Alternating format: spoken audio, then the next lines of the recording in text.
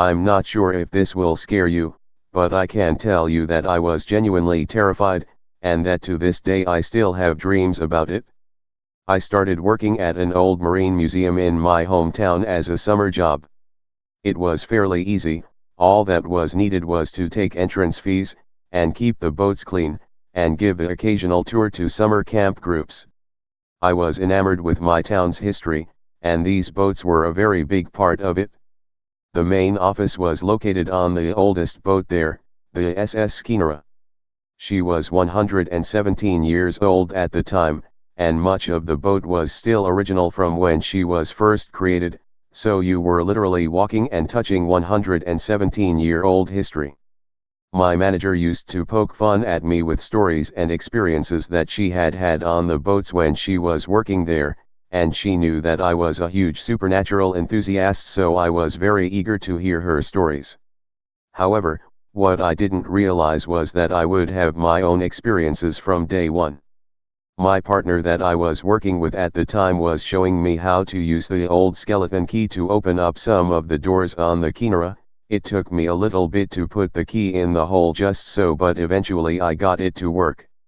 Once we finished there, we split up so we could open up the other boats. There was a little bridge that connected the Skinera to the CGS Bradbury. As I opened up the first door to the captain's quarters, I got a very weird feeling that overwhelmed me. I felt like I shouldn't be in that room. I was determined to get the job done, so I pressed on. The feeling continued to grow as I went about my business. I was just about to step down the stairs, and up onto the other side of the landing when I got a chill that racked my entire body. Every single hair was on end, and I frantically looked around at my surroundings. I walked back to the other side, and the feeling lessened. I pressed on and continued into the boiler room of the Bradbury. I opened up the door of the boiler room and gave a hard shove. The door groaned loudly, almost as if it were in protest.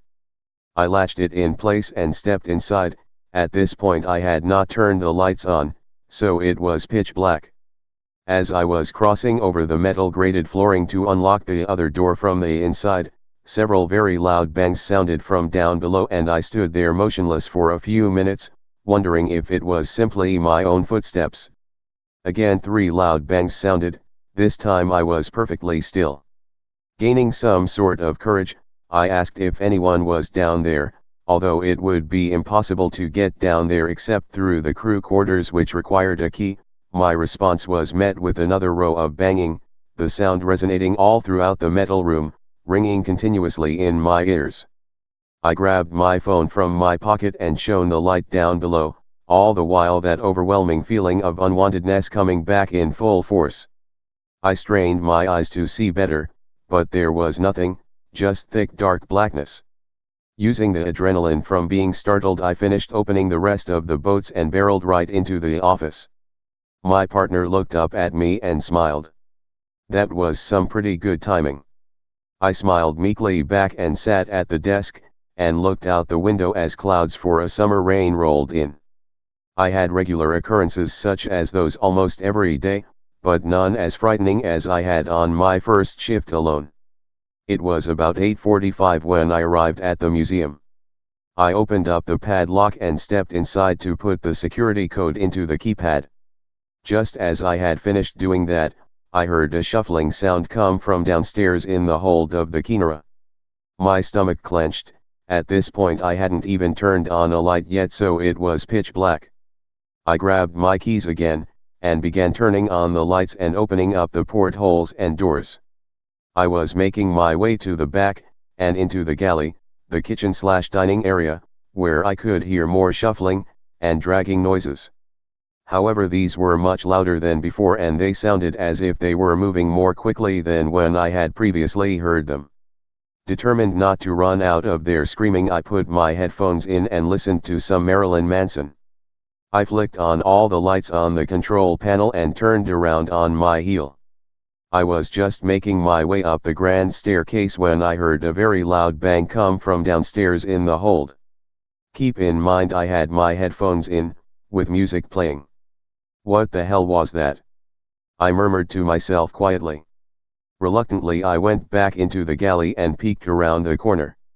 There was a small door to a pantry that was open.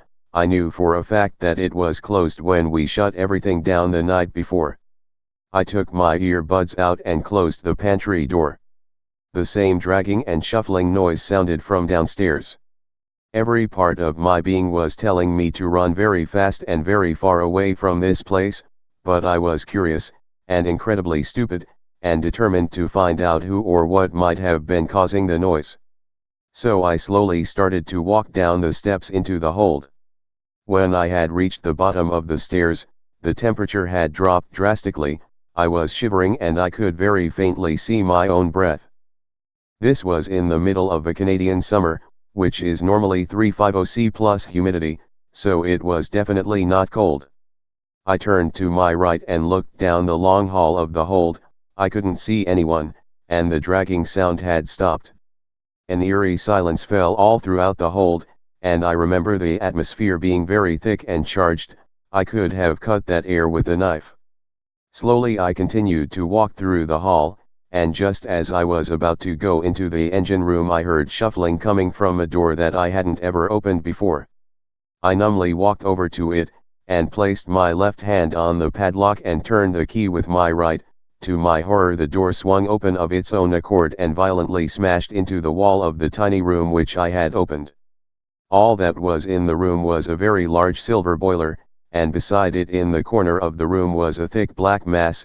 It was blacker than black, and a putrid smell suddenly filled my nostrils. A sudden rush of cold air and the blur of a black mass told me that whatever this thing was, it was not pleased with me opening up that door.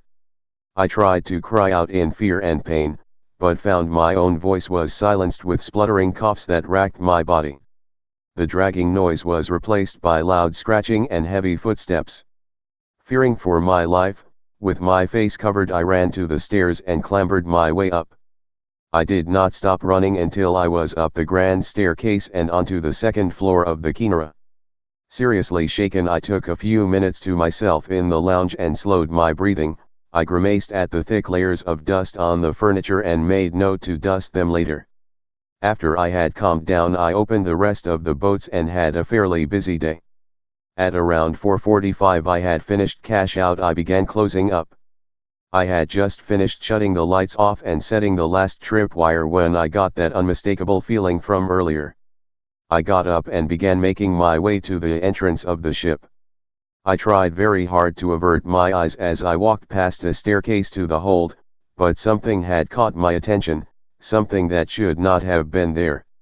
I turned my face and gasped in sheer terror as I saw peering up at me two very bright and very menacing red eyes, and a massive figure, blacker than black, crouched on the bottom steps of the staircase.